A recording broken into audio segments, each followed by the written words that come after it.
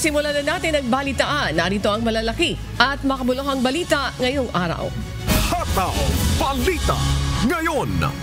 Pinayuhan ni dating Pangulong Rodrigo Duterte ang anak na si Veronica na sundan ang kanyang yapak sa politika.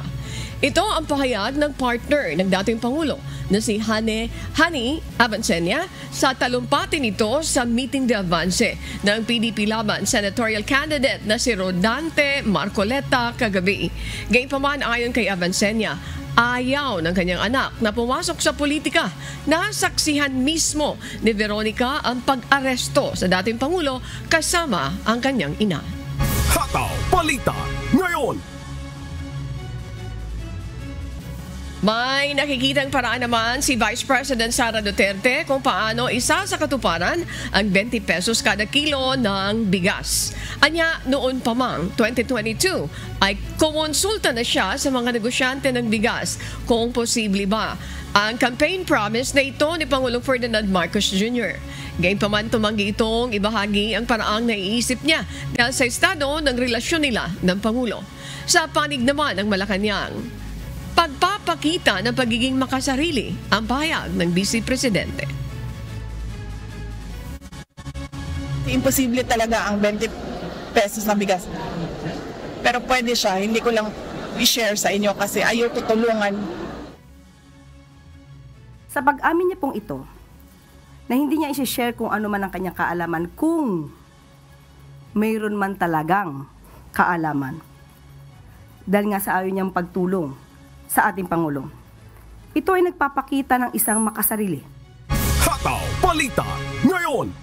Sinampahan naman ang kasong disqualification ng Commission on Elections ang 30 kandidato kabilang na isang kandidato sa pagkasenador dahil sa umano'y illegal na campaign posters.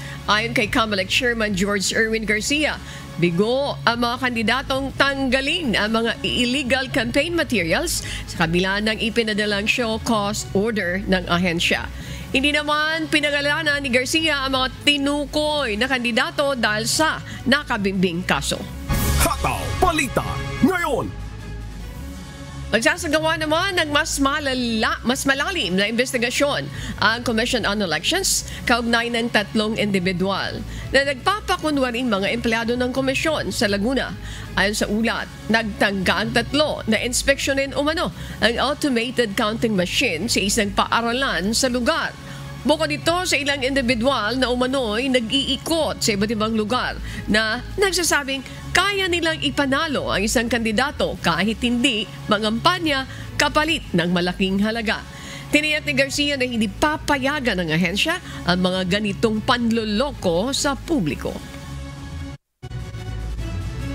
Mga impostor yung mga taong ito at hindi po talaga sila tunay na empleyado ng COMELEC. Ibig sabihin, yan yung mga hinahanap natin ng mga nakakaraan. We will go deeper on that. Hindi po kami papayag na basta-basta ganyan na lang. Hataw Balita ngayon. Nakatakda magsampa naman ng reklamo sa Office of the Ombudsman ang Anti-Red Tape Authority o ARTA laban sa mga lokal na pamahalaan na bigo makapaglagay ng Electronic Business One-Stop Shop o e-BOSS. Sa pamamagitan ng Electronic Business One-Stop Shop, nakapaglalabas agad ang LGU ng business permit sa loob lamang ng ilang minuto. Ang paglabag ay sa kabila ng paulit-ulit na paalala ng ahensya. Hindi na idinetalye ni ARTA Director General Secretary Ernesto Perez kung aling LGU ang posibleng maharap naman sa kaso. The mayors are responsible for not complying with the ease of doing business law. At dahil hindi po sila sumagot, yun po ating legal basis. And hindi po kami natatakot na sampahan sila ng demanda because we have a legal basis for it. Hataw Balita ngayon. Nakatatanggap ng mga banta at personal na pag-atake ang mga tauhan ng Infinitus Marketing Solutions Incorporated. Ang Infinitus ang kumpanyang binayaran ng Chinese Embassy para sa public relations o PR services nito. Ayon sa co-founder nitong si Paul Lee, nag-aalala sila sa kanilang seguridad dahil sa mga isiniwalat sa Senate hearing na umano'y may troll farm operation ang kumpanya para pakialaman ang 2025 midterm elections. Itinanggi ito ng kumpanya at naninindigang wala silang koneksyon sa sinumang espiya ng China. We have also had to face concerns about our safety, given a lot of information have been shared online, something I take very seriously. Yesterday's Senate hearing was supposed to be a venue for truth, yet I was not even given a fair chance to explain or speak for myself. Hataw Balita ngayon. Nasagip ng National Bureau of Investigation ang 10 mga biktima ng child labor sa palaisdaan ng Saswal, Pangasinan. Ang palaisdaan ay pagmamay-ari umano ng mga Chinese. Ayon sa NBI, pinangakuan umano ang mga biktima ng nasa 9,000 pesos na buwan ng sahod, ngunit hindi naman ito na ibibigay sa kanila. Nadiskubre rin ng NBI na 2 nasagip na minor de edad na babae ang kasalukuyang buntis.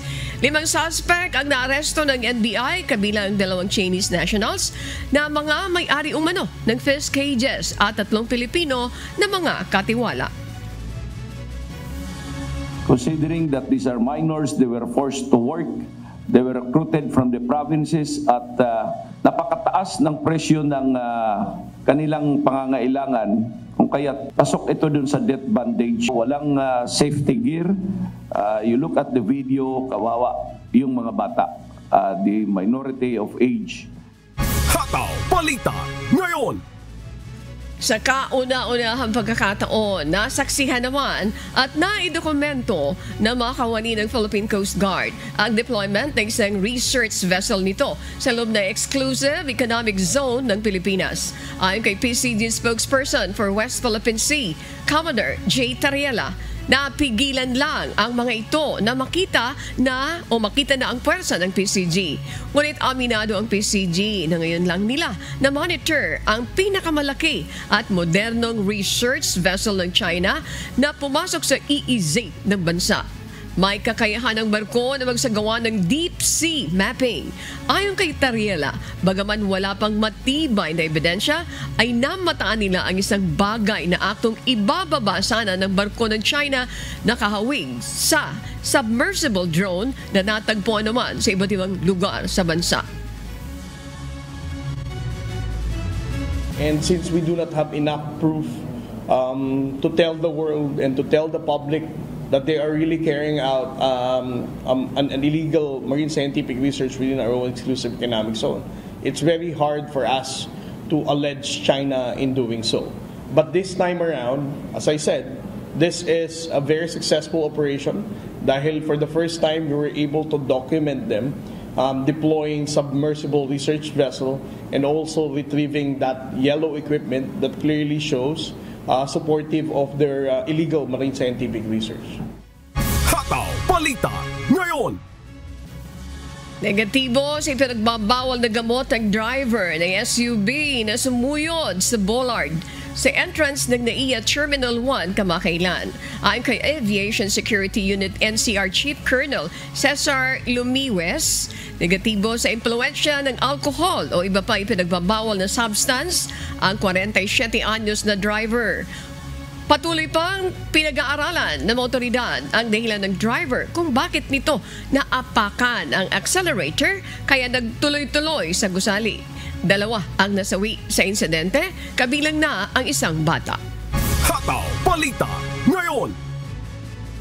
Pinaimbestigahan na ni Pangulong Ferdinand Marcos Jr. ang umano'y substandard na bollards sa Ninoy Aquino International Airport o NAIA Terminal 1. Kasunod dito na aksidente sa departure area ng paliparan kung saan 2 ang nasawi, kabilang ang isang bata. Batay sa isang dokumento na nakalathala sa website ng Manila International Airport Authority, 8 milyong piso ang inilaan para sa paglalagay ng security bollards lahat ng terminals ng NAIA. July 26, 2019 ang nakasaad na completion date ng proyekto. Bukod sa kalidad ng nasabing panangga, inatasan na rin ni PBBM ang Department of Transportation na agad itong palitan para sa kaligtasan ng publiko. Inaiimbestigahan na po paano po ang naging procurement, pati yung specifications. Yung po ay sa pag-uutos po ng Pangulo at ito po itutugunan kaagad-agad ni Secretary Vince Dizon. At pati po ang pag-inspect sa mga bollards at ang mabilisang pagpapalit po dito para sa safety po ng nakakarami. Hataw Balita ngayon. Nagpatupad ng mandatory drug testing ang Land Transportation Office sa mga driver at konduktor ng Solid North Transit Terminal sa Cubao, Quezon City kahapon. Kasunod dito na nangyaring trahedya sa Subic-Clark-Tarlac Expressway na ikinasawi ng 10 tao at ikinasugat ng maraming iba pa. Lagi 300 sa mga kawani ng terminal ang sumailalim sa tests. Ang ikalawang batch naman ay sasagawa sa May 7. Hataw Balita ngayon. Hindi tinanggap ni Jimmy Pascua ang apology letter ng babaeng motovlogger na kanyang nakaalitan sa isang rough road sa Zambales at naging viral kamakailan. Anya, hindi sincero ang paghingi ng tawad ng dalaga dahil dito itutuloy ng kampo ni Pascua ang pagsasampa ng kaso sa vlogger. Ayon naman sa hepe ng LTO Intelligence and Investigation Division, hindi ititigil ay sinasagawang administrative investigation kahit pa umami na si Yana sa kanyang kasalanan. Paabutin po namin sa korte. So magsasampa po kayo ng reklamo? Opo. Kasi yung sinabi ng kapatid ko na tanggalin na yung video, hindi pa rin tinatanggal. Kaya kakasama na lang po namin. Sir, ibig sabihin hindi niyo po ba tinatanong yung apology kanina? Hindi po. Kasi hindi naman siya nung nagsasalita. Problema. Hataw Balita ngayon.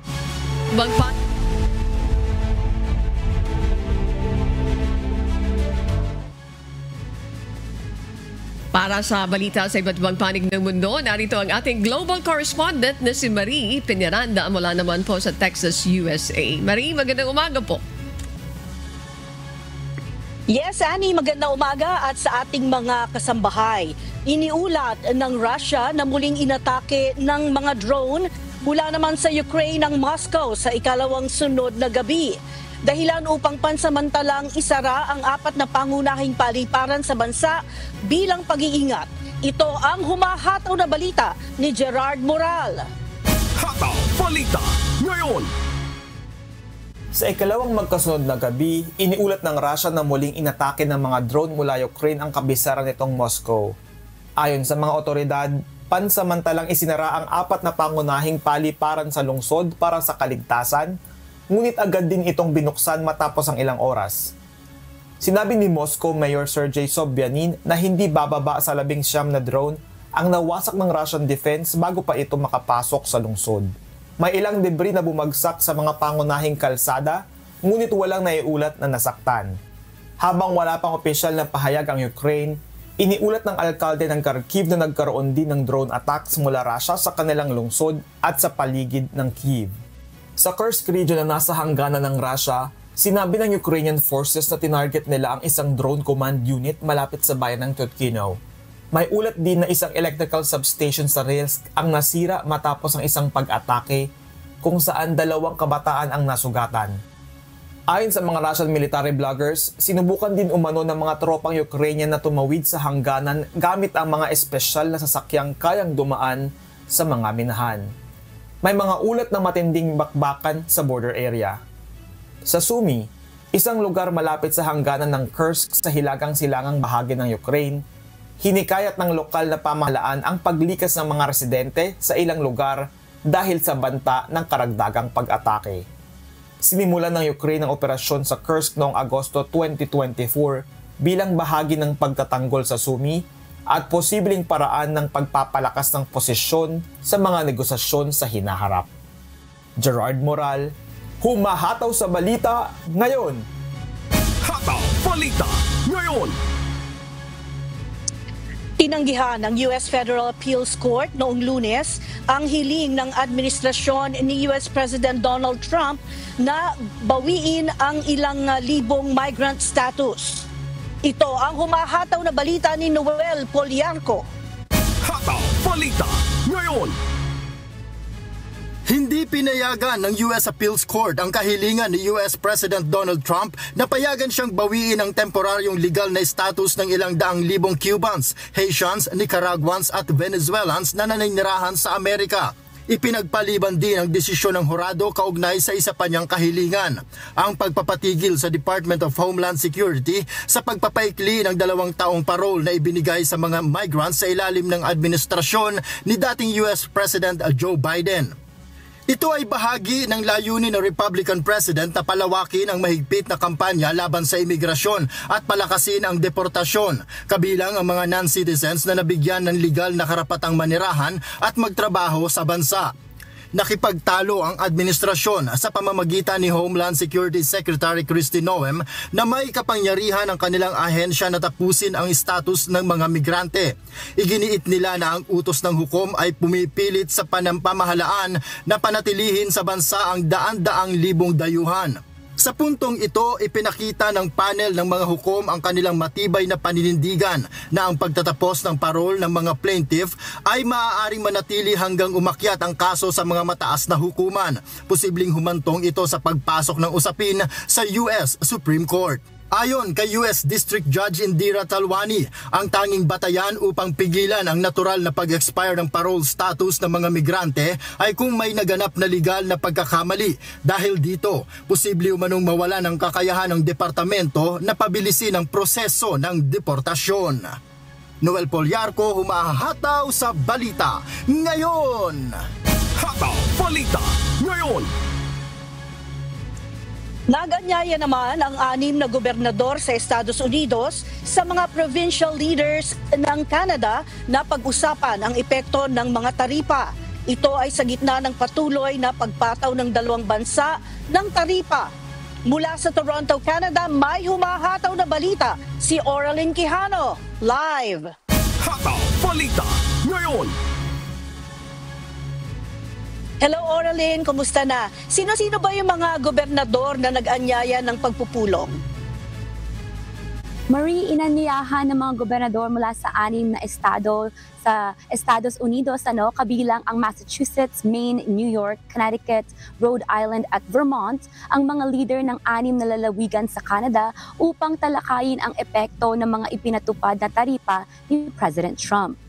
5 sa mga gobernador ay mula sa Democratic Party, samantalang ang gobernador ng Vermont ay kasapi ng Republican Party. Kabilang sa mga imbitadong provincial premiers mula sa Canada, ang mga leader ng New Brunswick, Newfoundland and Labrador, Nova Scotia, Ontario, Prince Edward Island at Quebec. Gaganapin ang pagpupulong sa Boston kung saan pangunahing layunin ang pagtalakay sa kalakalan at ang naging epekto ng mga polisiya sa taripa ng Administrasyong Trump sa relasyon ng 2 bansa. Sa unang bahagi ng 2025, nagpatupad si Trump ng mga bagong taripa sa ilang produkto galing Canada at naglabas ng mga kontrobersyal na pahayag, kabilang na ang mungkahing pagsakop sa Canada. Samantala, mariing ikinondena ng mga gobernador ng US ang naturang mga taripa na kanilang tinawag na nakakasira, walang sistema at hindi makabubuti para sa ugnayan ng US at Canada. Balik sa'yo, Marie. Oo, Oraline, ilang buwan na rin itong pag-uusap na to pero talagang mainit pa rin. Ano naman ang reaksyon ng publiko dyan sa Toronto dito sa mga taripa?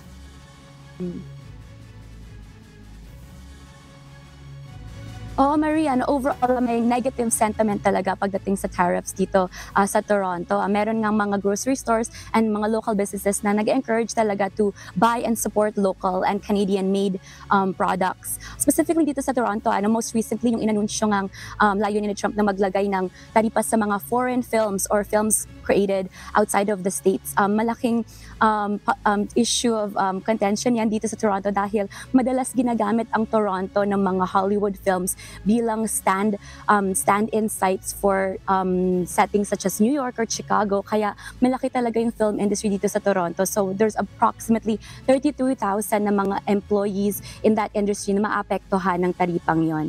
Kung sakaling ito ay mapatupad at hindi ma-discuss further or ma-negotiate, Marie. Oo, alam mo, Oraline, marami akong alam ng mga movies and series, no, na mga American films din, ano, na diyan naman sinushoot talaga sa Canada dahil ang pagkakaalam natin mas mababa talaga ang taxes. Pero mag-aantabay pa rin tayo sa kung ano man ang magiging balita o magiging latest dito sa mga tariffs mula naman sa administrasyon ni Trump. At salamat, Oraline Quijano, mula naman sa Toronto, Canada. Hataw Balita ngayon. Samantala, isang malaking hakbang ang isinasagawa ngayon ng Department of Defense ng Estados Unidos. Inutusan ni Secretary of Defense Pete Hegseth ang militar na bawasan ng hindi bababa sa 20% ang bilang ng mga 4-star generals at admirals. Bahagi ito ng mas malawak na plano upang ayusin ang pamumuno at pababain ang gastusin sa loob naman ng Pentagon. Ito ang humahataw na balita ni Aloy Kalingasan. Hataw Balita ngayon. Ipinagutos ni US Defense Secretary Pete Hegseth sa militar na bawasan ng mga 4-star generals at admirals na hindi bababa sa 20%. Sa kasalukuyan, mayroong 37 na 4-star officers sa lahat ng sanghay ng militar. At layunin ng utos na ito na bawasan ang bilang sa isang makabuluhang antas. Kasama rin sa kautusan ng 20% na bawas sa bilang ng mga general officers sa National Guard, pati na rin ang 10% na kabuuang bawas sa mga generals at flag officers na kasalukuyang nasa humigit kumulang 700 na opisyal na may ranggong 1-star pataas. Inilarawan ni Hegseth ang mga hakbang na ito bilang kritikal sa pagsasaayos ng estruktura ng militar. Aniya, kailangang alisin ang labis na forma ng puwersa at ayusin ang liderato sa pamamagitan ng pagtanggal sa mga sobrang posisyon sa pamunuan.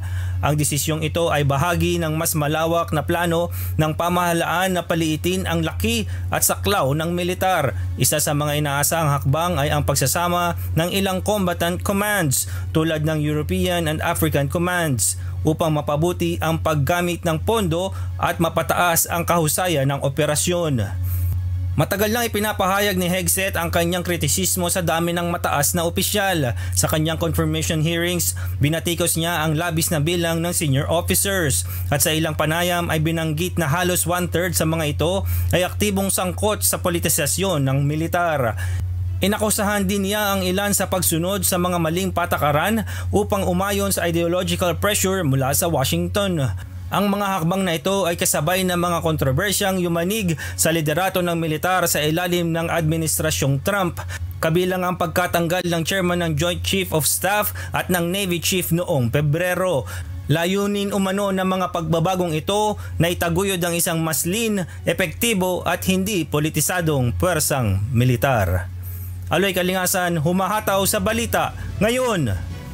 Hataw Balita ngayon. Inaasahang magiging maganda ang lagay ng panahon sa paparating na weekend maliban na sa ilang lugar. Ito ang humahataw na balita ni Abby Valdez. Hataw Balita ngayon. Nahaharap ang Florida sa pag-ulan ngayong weekend dahil sa isang stalling front. Posible rin ang kalat-kalat na pag-ulan sa Hilagang Gulf Coast, Timog Georgia at baybay ng Carolinas. Inaasahang mananatiling tuyo ang panahon sa bahagi ng Central US mula Texas hanggang Michigan, Wisconsin, Minnesota at ang Dakotas dahil sa presensya ng isang high-pressure system. Sa Pacific Northwest, inaasahang maganda ang lagay ng panahon sa Sabado, subalit maaaring magdulot ng pag-ulan ng isang mahinang front pagdating ng Linggo. Aabot sa 70s at 80s Fahrenheit ang mga temperatura ngayong weekend sa mga lugar mula Plains hanggang Midwest, South at Mid-Atlantic. Sa Desert Southwest naman, posibleng umabot sa triple digits ang init. Samantala, inaasahang magkakaroon ng mainit na trend sa Northeast Interstate 95 corridor sa pagpasok ng weekend, kung saan aabot sa 70s ang temperatura sa New York City at Boston sa Linggo kumpara sa mas malamig na panahon ng Sabado. Abby Valdez, humahataw sa balita ngayon.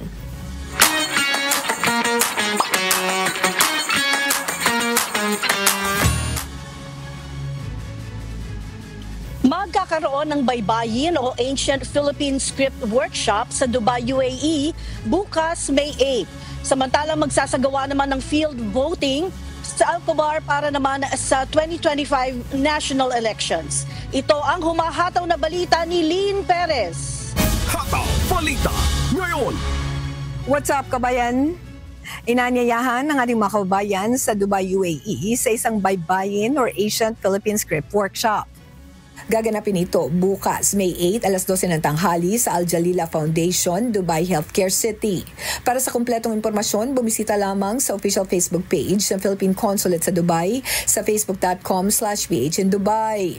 Magsasagawa ng field voting sa Alcobar, Saudi Arabia para sa 2025 national elections. Gaganapin ito mula May 9, alas 8 ng umaga hanggang alas 5 ng hapon at sa May 10, mula alas 8 ng umaga hanggang alas 12 ng tanghali sa Sumo Alcobar Hotel. Dalhin lamang ang inyong valid passport at internet-capable na mobile device upang kayo ay ma-assist sa pagboto. Iniimbitahan din ang mga kababayan natin sa Jakarta, Indonesia sa Land Bank Financial Literacy Forum. Gaganapin ito sa May 10 mula alas 9 ng umaga hanggang alas 3 ng hapon sa Philippine Embassy sa Jakarta. Bukod sa Financial Literacy Talk, tatalakayin din ng mga serbisyo ng Land Bank gaya ng housing loan at Land Bank Go Bayani. Para sa mga nais dumalo, magrehistro lamang sa pamamagitan ng pag-scan sa QR code na matatagpuan sa official Facebook page ng Pasuguan sa facebook.com/PHL in Indonesia. Muling inaanyayahan ang mga kababayan natin sa Milan at mga karatig bayan sa Kalayaan Run 2025. Gaganapin ito sa May 11, alas 8 ng umaga sa Parco Nord. Para sa mga interesadong lumahok, scan lamang ang QR code sa official Facebook page ng Philippine Consulate sa Milan sa facebook.com/PHL in Milan. Lynn Perez, sumahataw sa Balita Ngayon. Hataw Balita ngayon. At yan po ang mga balita mula sa iba't ibang panig ng mundo. Mula po rito sa Austin, Texas, USA, ako, si Marie Peñaranda. Magandang araw. Hataw Balita ngayon. Maraming salamat, Marie.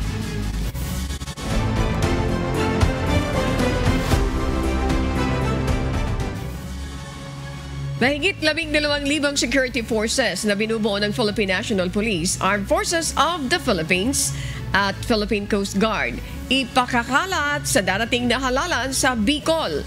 Si Jerry Galicia, humahataw live. Hataw Balita ngayon. Jerry, ano ang mga pangunahing tututukan ng mga security forces na ito sa buong Bicol? Ani, magandang umaga. Isa sa mandato o gagawin ng pwersa ng gobyerno ng Philippine National Police, ng Armed Forces of the Philippines at Philippine Coast Guard ay tiyakin ang kapayapaan, lalo na ang seguridad sa darating na halalan sa May 12 dito sa Kabikulan. Isa itong in-concerted effort ng pwersa ng gobyerno kasama ang iba pang partner agencies upang matiyak ang seguridad ng publiko sa national at local elections sa Mayo 12. Naka-full alert status na din ang lahat ng units at ahensya, magyang matawan may standby na para sa 24/7 operations. Ang personnel ay tatalaga malapit sa mga polling centers upang makaresponde agad at makapagbigay ng aksyon kung may banta sa seguridad at kaayusan bago, habang at pagkatapos ng halalan. Kabilang din sa mga tutungkulin ang mahigpit na pagpapatupad sa mga tinalagang checkpoints at choke points upang maiwasan ang anumang illegal na gawain. Magsasagawa din ng mobile at foot patrol sa mga pangunahing lugar at pagpapanatili ng police visibility para sa mabilis sa pagtukoy kung may patago o lantarang illegal na gawain o anumang banta sa publiko. May naka-standby din na Quick Response Team o QRT na tutugon sa dinaasang insidente o emergency, habang ang reactionary standby support forces naman ay nakahanda sa agarang pag-aksyon at pagtaboy sa grupo na gagawa ng kaguluhan. Makikipag-ugnayan din ang PRO5 sa COMELEC para sa intelligence monitoring at iba pang ahensya ng gobyerno kung may potensyal na mag-asik ng karahasan o anumang kaguluhan sa nilagay na hotline at community support center. Tiniyak naman ani ng pamunuan ng Police Regional Office o PRO5 na nakahanda ang buong pwersa ng pamahalaan upang magkaroon ng ligtas, maayos at tapat ang halalan 2025 sa Kabikulan.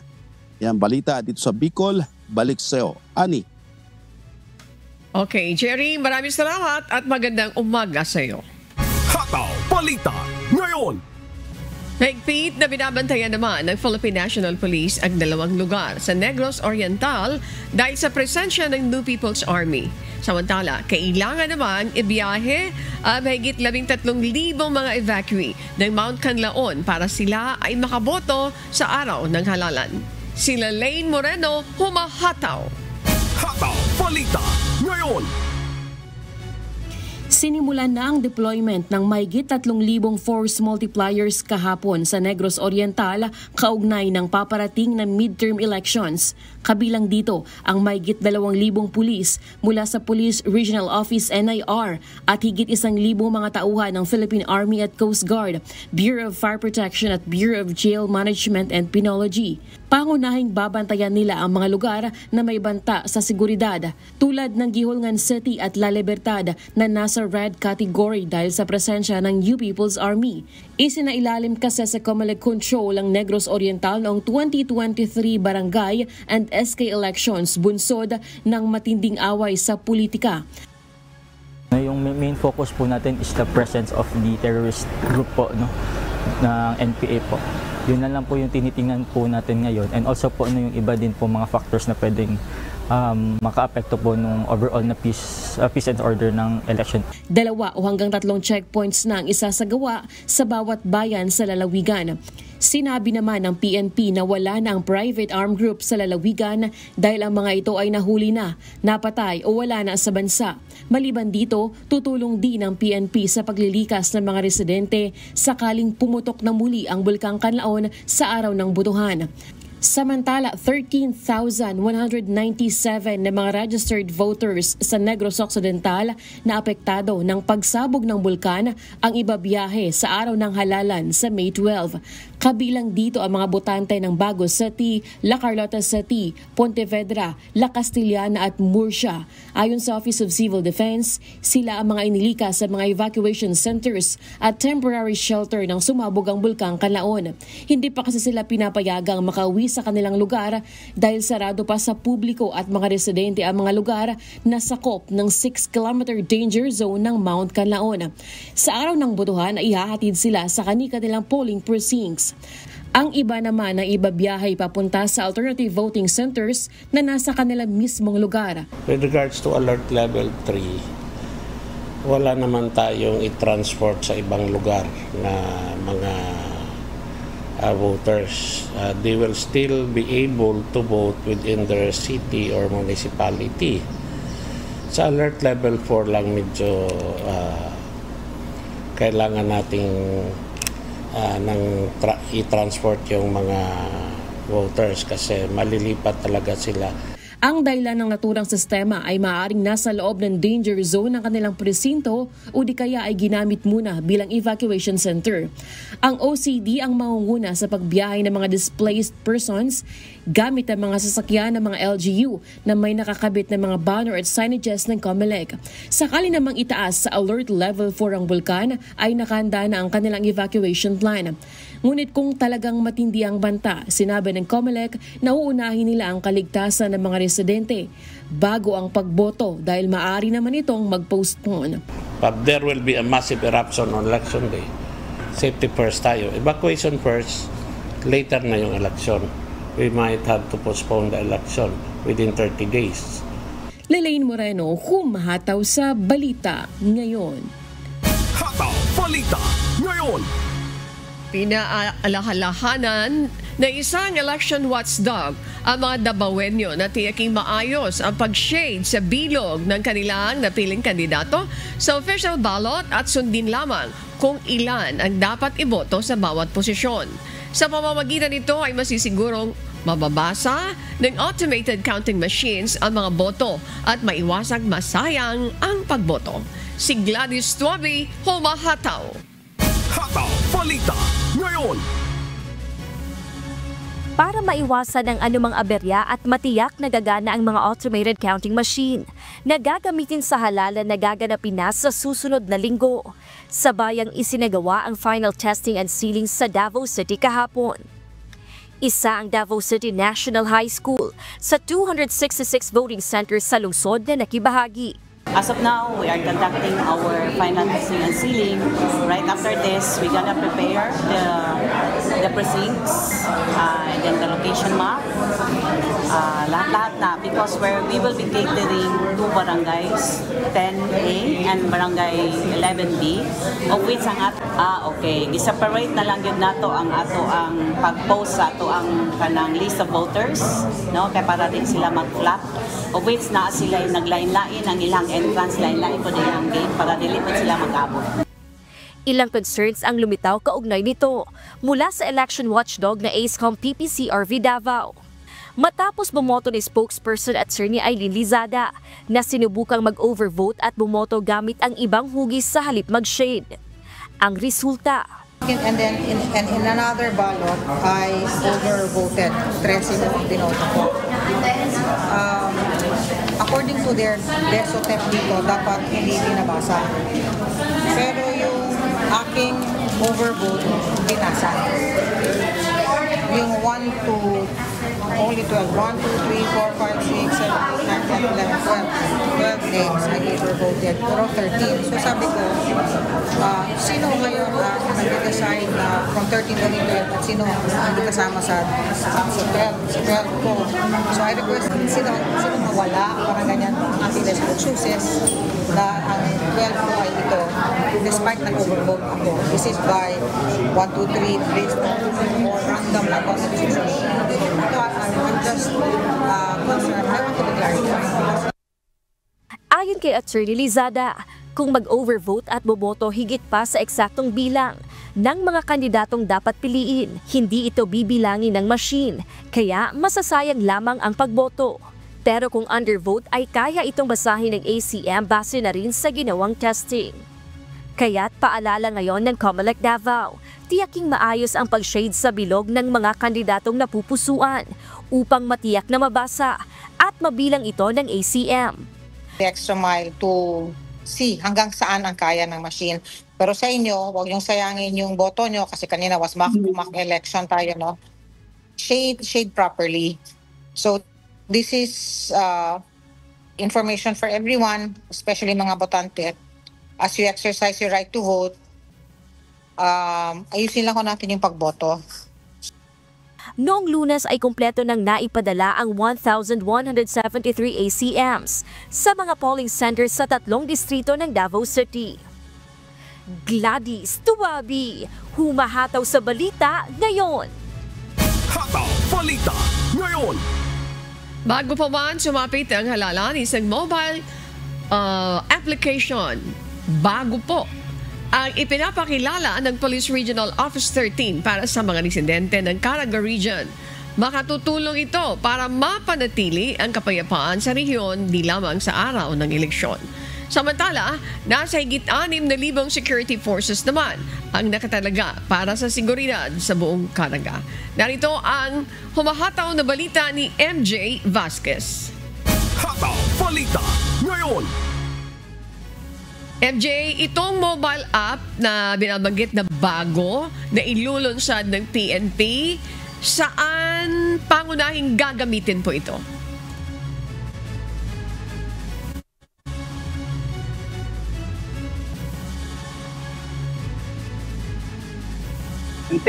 Ay makakasalunga ng anumang kaguluhan sa rehiyon.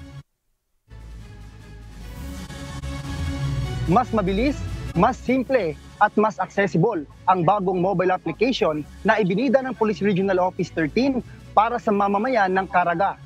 Ang mobile app na Alerto, Giya, Andam at Paglikay o AGAP ay isang inisyatibo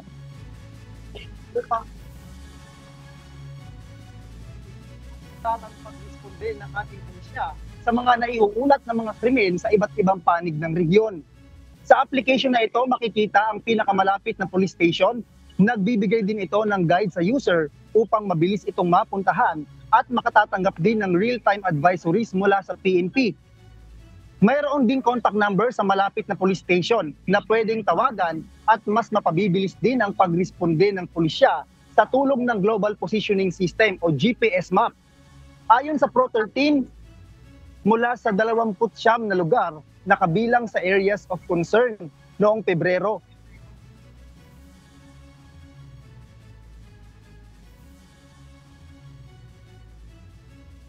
Ayon sa Pro13, makatutulong din umano ang AGAP mobile app bilang paghahanda sa nalalapit na national and local election para maiwasan at mapigilan ang anumang kriminalidad sa araw ng halalan. At sa ngayon nga ay nasa mahigit na 6,500 ng security forces na ide-deploy sa iba't ibang panig ng rehiyon ngayong eleksyon. At sa buong Caraga Region ay binabantayan ng puwersa ng pulisya ang 13 lugar na naitala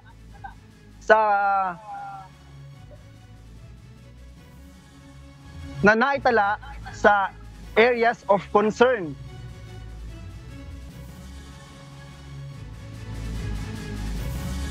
Sa ngayon nga ay nasa mahigit 6,500 ng security forces na ide-deploy sa iba't ibang panig ng rehiyon ngayong eleksyon. Sa buong Caraga Region ay binabantayan ng puwersa ng pulisya ang 13 lugar na naitala sa kategorya bilang areas of concern. 6 dito, ay mula sa Surigao del Sur, 5 sa Surigao del Norte at tig-isa naman sa Agusan del Norte at Agusan del Sur. At yan muna ang ating update mula dito sa Butuan City. Balik sa iyo, Ani. Salamat, NJ Vasquez, mula po dyan sa Butuan City. Hataw Balita ngayon. Isa ang patay matapos mahulog sa bangin ay isang truck sa bahagi ng Bukidnon. Ayon sa ulat, bumiyahe upang maghatid ng election paraphernalia at iba pang gamit para sa halalan sa nasabing lugar. Pabalik na sana ang truck sa Cagayan de Oro nang mawala ng preno ang sasakyan.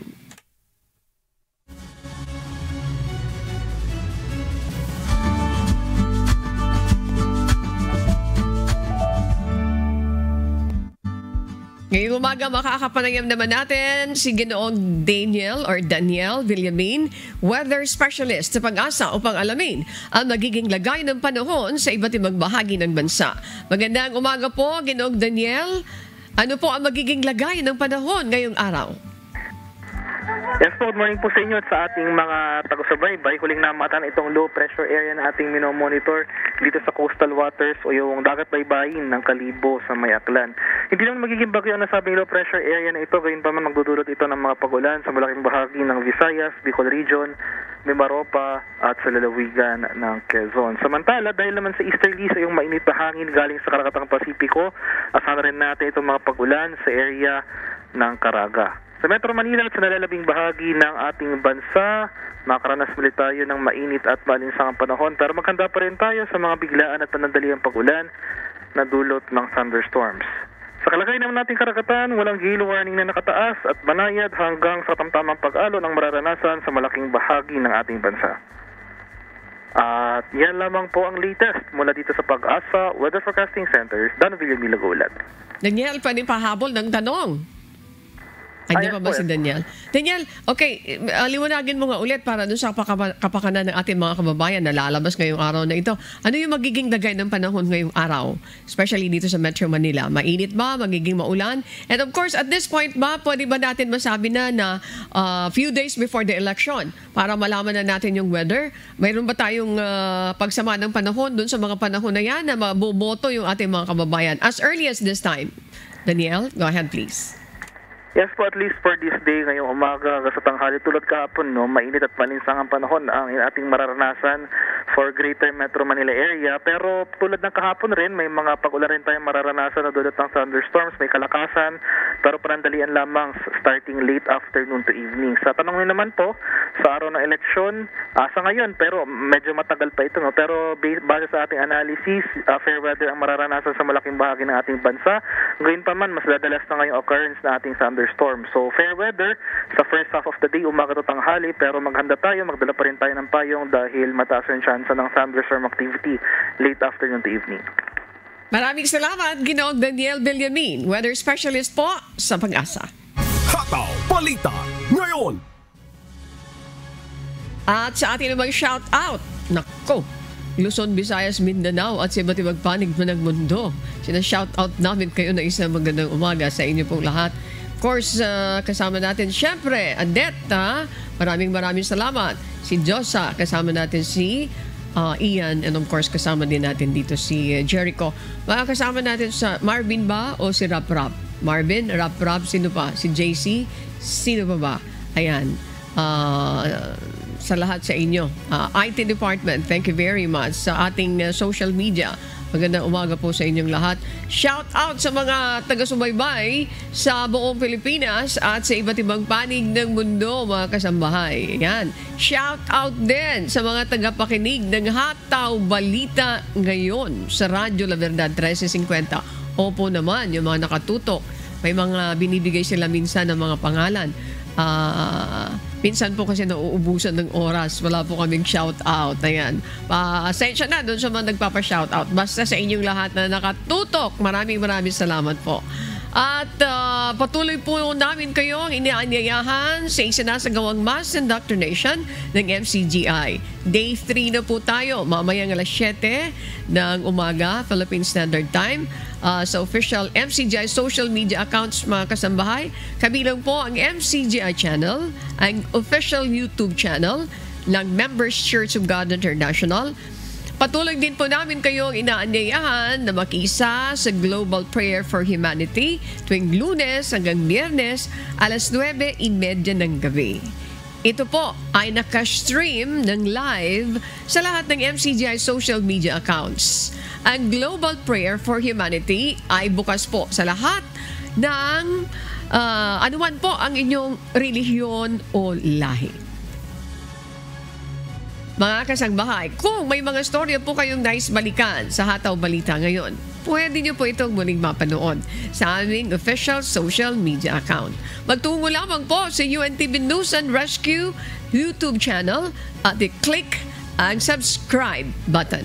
Gayun din po sa aming Facebook at TikTok accounts. Mapapanood nyo rin dito po ang iba pang mga news programs ng UNTV, pati na po ang iba pang video na nag-iisang public service channel. Kaya, tara na!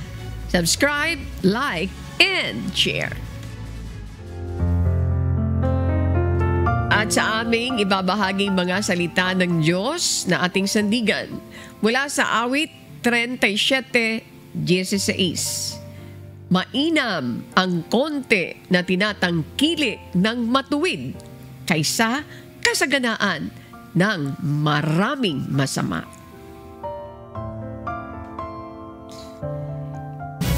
Yan po ang umahataw na balita ngayong umaga ng Miyerkules, ikapito sa buwan ng Mayo 2025. Ngalan po ni Amigo Sherwin Kulubong. At sa lahat na bumubuo ng UNTV News and Rescue, UNTV Radyo La Verdad 1350 at ng ating mga correspondent mula po sa Pilipinas at sa iba't ibang panig ng mundo. Ako naman po si Annie Rentoy. At dito sa UNTV at UNTV Radyo La Verdad 1350, Diyos ang aming sandigan, serbisyo publiko ang aming pinahalagahan. Susunod na po ang Good Morning Kuya. Salamat po sa Diyos at magandang umaga.